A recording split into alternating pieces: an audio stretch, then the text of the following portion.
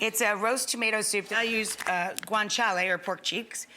You can also make it, of course, with nice meaty bacon. But this is a nice meaty slab of guanciale covered with rosemary and sage. We have some cooking up on this baking sheet.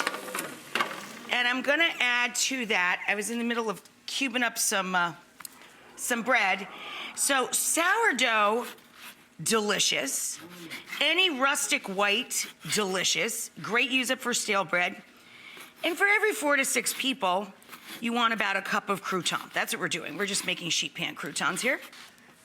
Dump it onto our tray and mix these guys all together.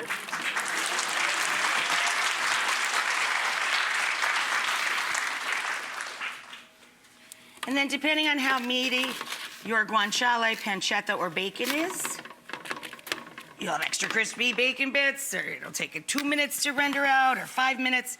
You just get it into a nice hot oven, and when it starts to brown up, add your bread, and then we're just going to take some non-aerosol extra virgin olive oil and hit the bread itself on top so they brown up nice and even. So the bottoms are sitting in the dripping, and the tops have a little olive oil on them. And then you add pecorino cheese, which is sheep's milk cheese, or of course, the king of all cheeses, grated Parmigiano Reggiano. That's cow's milk cheese. So we have 2 trays, about 3.5 pounds total of tomatoes. I took an entire bulb of garlic and I just crushed it. I put half on this tray, adding half to this tray. Just big whack with the flat of your knife, right? And then I thinly sliced 1 onion, leave the root end attached, right? Here we go, just like that. Half is on this tray, half's gonna go on this tray. So after we thinly slice it, there you go.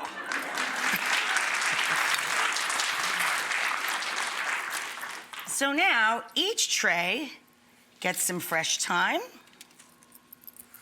and then our olive oil, our EVOO spray or drizzle, either or, salt and pepper.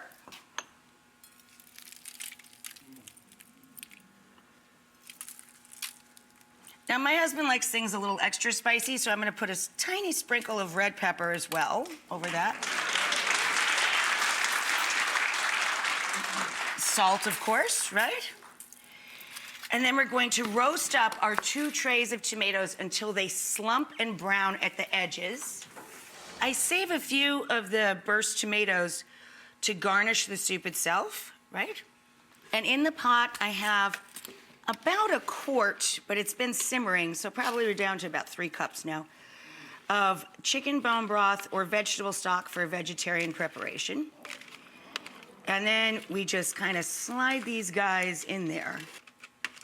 And the stock at the bottom will help us with an immersion blender, just blend this all together right in the pot. Now, we're going to tear in a little bit of basil. And we're going to be really careful to get it deep down into the pot before we turn the sucker on, because we don't want the tomatoes to go all over the place, especially all over us, right? Depending on the color and the texture and the flavor of the soup, once I puree it, I have a little passata on the side to add if I want to deepen that flavor or brighten it with a little extra sugary bump. And then some people like their tomato soup a little bit creamy. So I have some heavy cream on the side. You can add about 1/2 cup of that at the end if you prefer creamy tomato soup. I use the immersion blender to literally zap the soup right in the pot. Easiest soup in the world. We added a little torn basil to the soup as well. So I'm gonna add a couple of pieces of the chiffonade up on top and a little touch of parsley.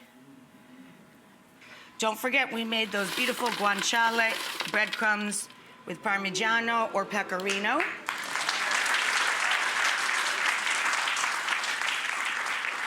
And then to that, we take a little of our burst tomato in the center there to give it some extra texture and color.